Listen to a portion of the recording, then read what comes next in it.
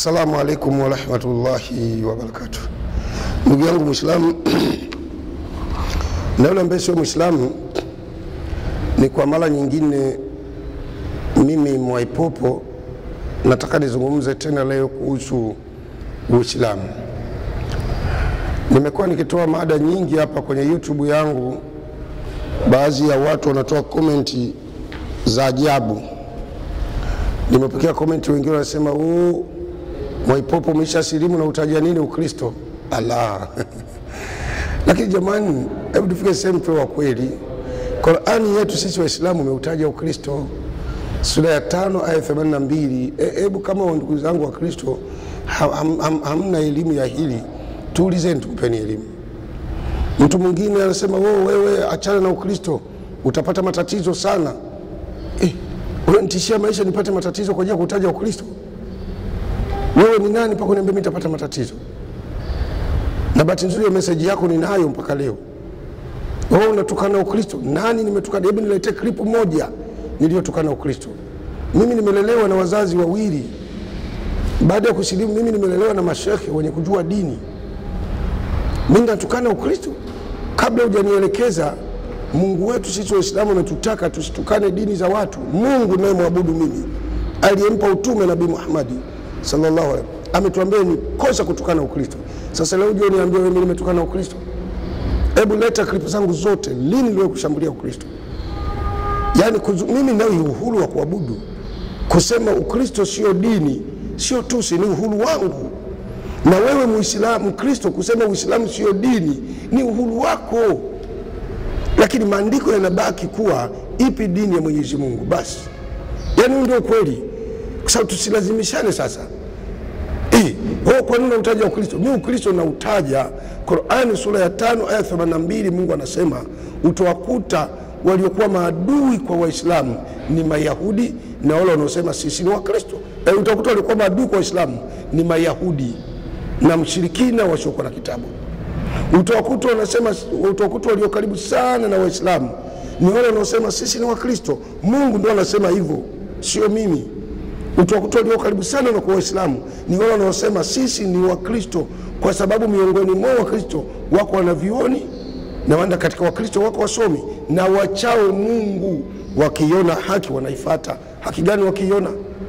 Ina maana wakiona Uislamu ndio dini ya kweli wanaifuata.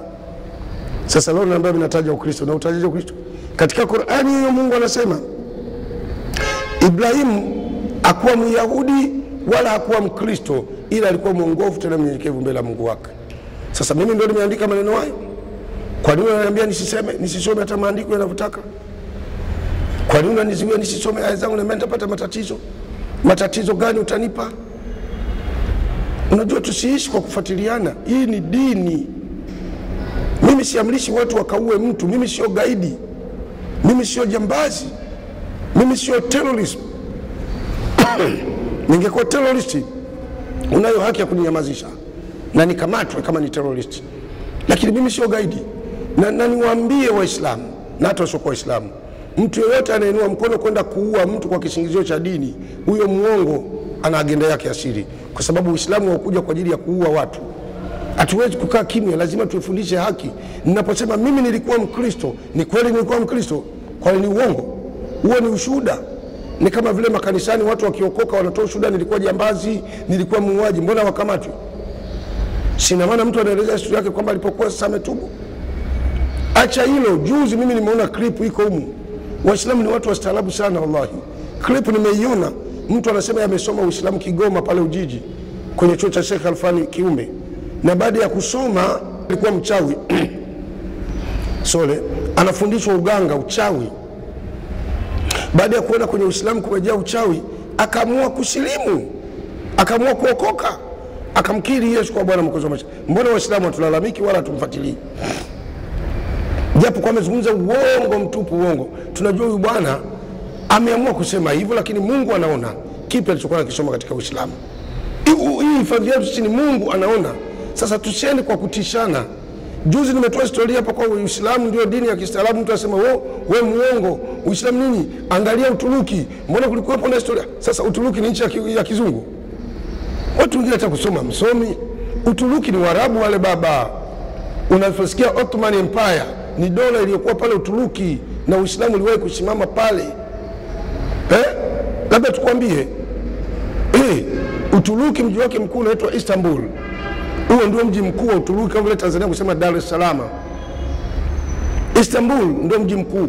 Mji wa pili kwa ukubwa Uturuki unaitwa Casablanca.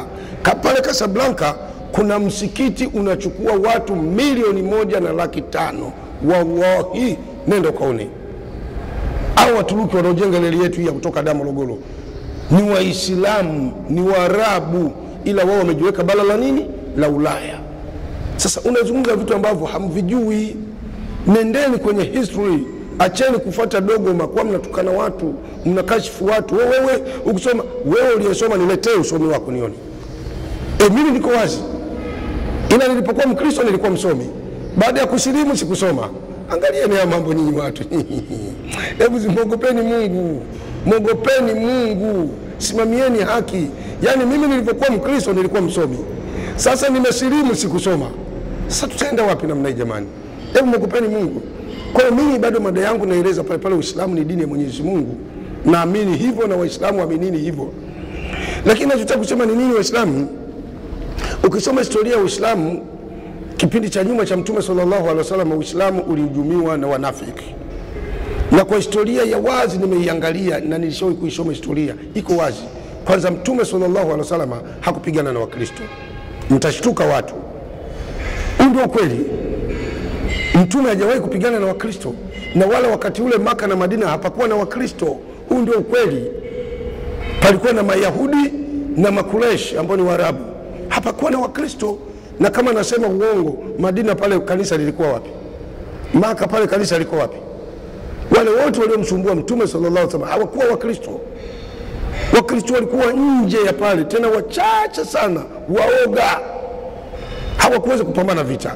Mtume kapambana na Mayahudi na Makureshi. Na historia ya wazi iko wazi. Mayahudi paka walifika wakatengeneza mbuzi, wakaioka mbuzi, wakamchomea Mtume, wakaweka sumu ili Mtume wa Mungu afe Mayahudi hao. Na ndio pale Mungu amesema Mayahudi ni maadui kwetu. Mayahudi ndio walitaka kumuua Isa bin Maryam. Mayahudi ni maadui kwetu. Mayahudi ndio waliomkata kichwa Yahya bin Zakaria. Ni maadui kwetu paka kwa manabii paka siku ya kiyama. Mayahudi paka leo mnaona wanaivamia Masjid Baitul Muqaddas.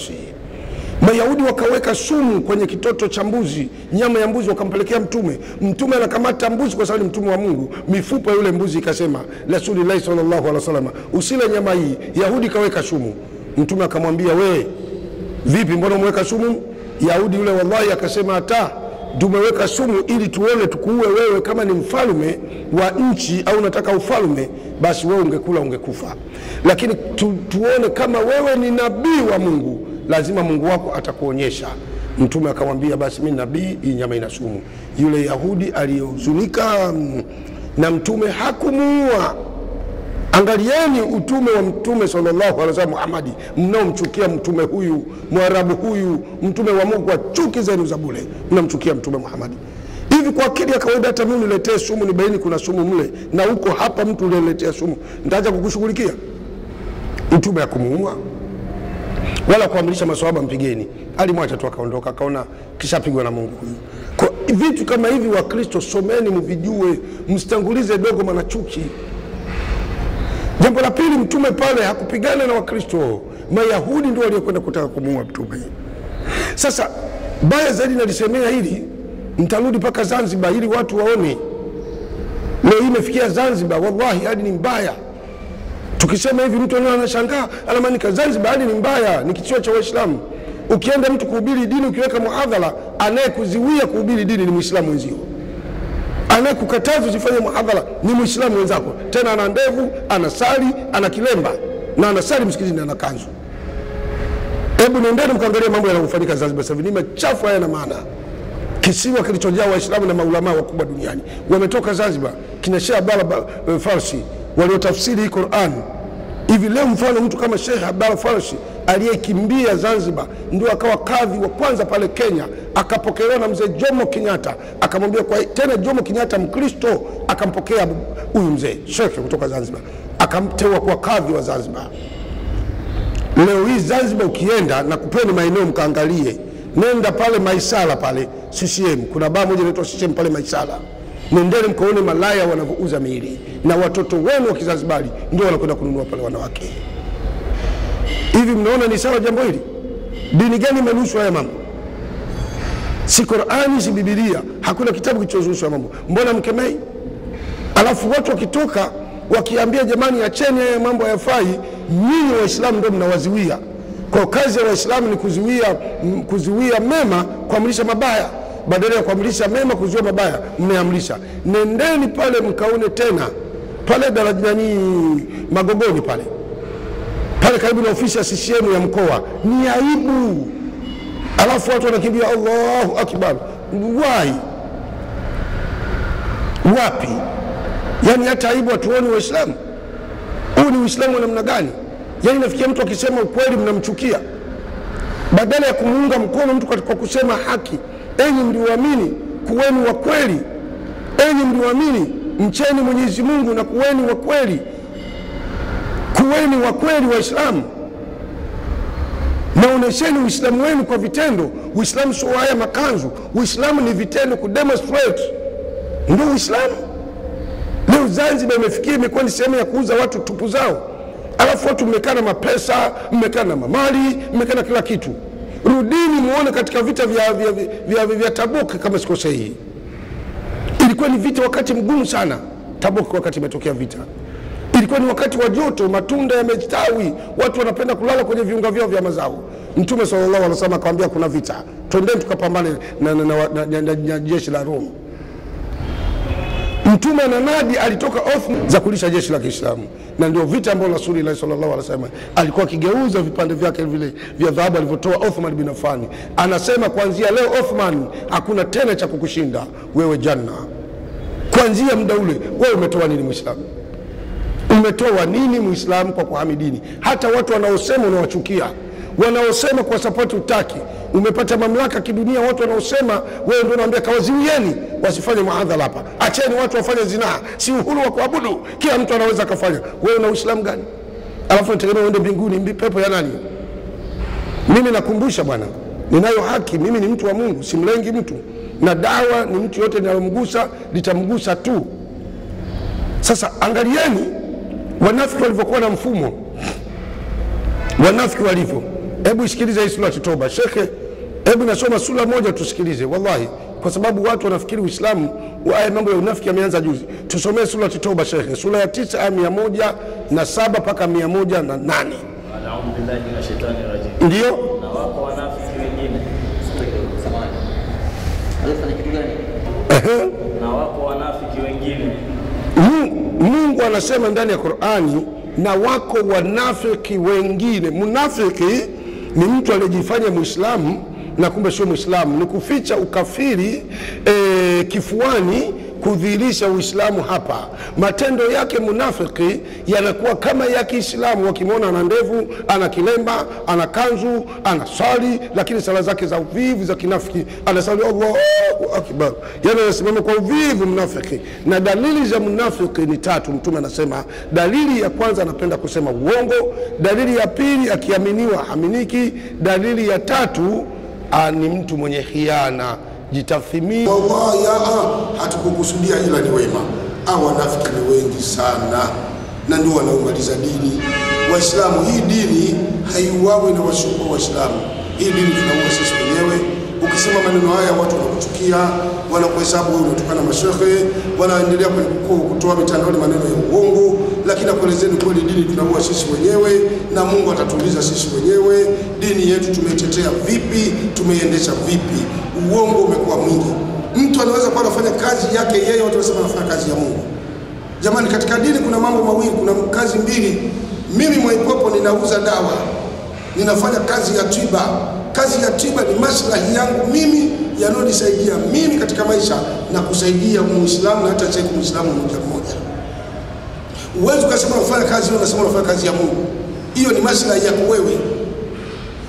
Kazi ya Mungu ni kwenda unahubiri dini kwa maslahi ya Waislamu na Uislamu. Sasa leo imefikia wahubiri wote tumepoteza mwelekeo. Watu wanafanya vituo vya dua, Watu wanafanya mikutano ya kuuza madawa, anakwambia tunahubiri dini.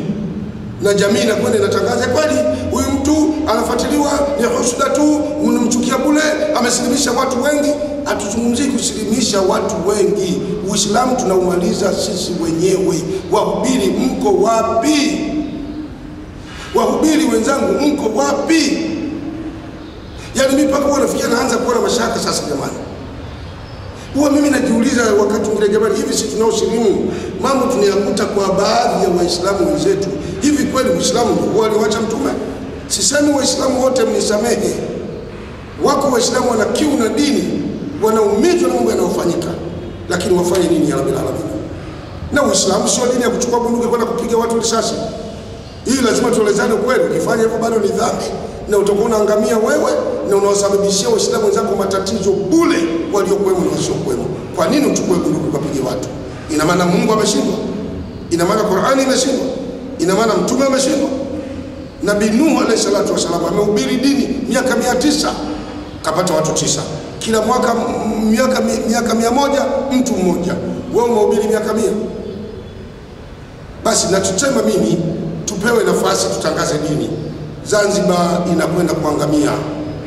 Watu wako maofisini, wamekaa kwenye maofisi, wanakula kiyoyozi, makoti makubwa, wanasema hapana. Mashehe wabaki kweli kwenye sehemu zao. Sisi wahubiri ndio tutoke tuhubiri dini. Lakini ukiyasema haya anatokea mtu fasaha wa kusema kwamba mwepo anatukana mashehe. Mimi naweza nikatukana shehe.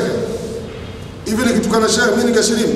Kwa sababu shehe ni baada ya Mtume sallallahu alaihi wasallam. Enyi mlioamini mtini Mwenyezi Mungu na mtume wake na wale mamlaka miongoni mwenu. Kama rais wa nchi anamheshimu shehe, mimi nitamdharau? Kule Zanzibar Sheikh Ali Hussein Mwinyi anamheshimu mufti wa Zanzibar. Hapa Tanzania bara Rais Samia Suluhu Hassan, hata alipokuwa Magufuli, hata alipokuwa Kikwete, rais yote anamheshimu mufti Zuberi. Na kwanza Zuberi amemzuia nani asitangaze dini, mpaka kumchukia bure Zuberi wa watu kusikia Mungu. Sheikh Zuberi ndio anatupa vibali Tanzania bara. Ukienda popote ukifanya mashaka Zuberi asifanye kazi ya Mungu, niko nyuma yako. Aya, Zuberi unaenda kumtukana wa nini mzee wa watu, shekhe wa watu? Hana tena, ukienda ofisini kwake milango iko wazi anakusikiliza. Aya, unaenda kumtukana wa nini mzee wa watu au shekhe wa watu? Aya, ukamtukana imamu na mtukana wa msikiti, amekukosea nini? Wakati anayokukuta wewe ndio anamkuta imamu. Lakini kuna watu wapo ambao wao kazi yao kuziwia dini. Ukienda Zanzibar kufanya muhadhara leo ufunge vyombo vya wazi, wallahi billahi tallahi anayekuja kukamata ni Muislamu wenzako, tena anasali msikitini, anasema nimepewa agizo na watu fulani. Sasa hiyo dini itaendaje? Ndio maana mimi nasema kwa mkono kwa kifua kipana kabisa. Mimi sisemi sina chuki na Ukristo wala Wakristo. Sababu kuna watu wakili zao kisema haya tayari ameshachukua kwamba huyu anataka Wakristo wauawe. Nani kwa Wakristo wauawe? Wakristo baba zangu mimi Wakristo, mama zangu Wakristo, dada zangu wakataka wauawe. Aya, wauawe Wakristo kwa lipi? Hiyo Zanzibar ndio mdomo wa kuingilia dini zote. Uislamu unapitia Zanzibar, Ukristo umeingilia Zanzibar. Biblia imetafsiriwa Zanzibar. Aya, mimi nitakwambia wauawe Wakristo wani au hujua hata historia ya dini zilizoingia Afrika. Tuwaue Wakristo ili iwe nini? Aya, ukiwaua Wakristo Mungu ndiye alisema wauawe. Ukiua Wakristo mimi ningesilimu. Sasa mimi nimesilimu baada ya kuachwa uhuru wa Kristo. Ninachosemea Waislamu na sisi tuchukue majukumu yetu ya kutangaza dini, tuachwe tupewe nafasi. Lakini tunayoyatangaza wewe ya haki na ya kweli. Tusitumie dini kutukana watu, kuchonganisha watu, kufarakanisha watu. Tuhubiri dini katika misingi ya haki na ya kweli. Na tukihubiri dini na hapa kwa dini ya Mwenyezi Mungu, hata polisi hawatopata kazi ya kupambana na wizi.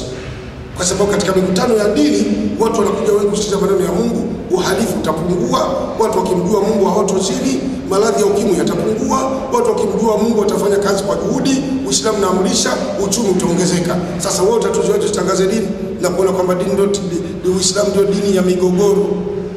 Ni maneno ya watu wasiotaka Uislamu. Na kuna watu wajipenyeza ndani ya dini baada ya kukwama maisha yao.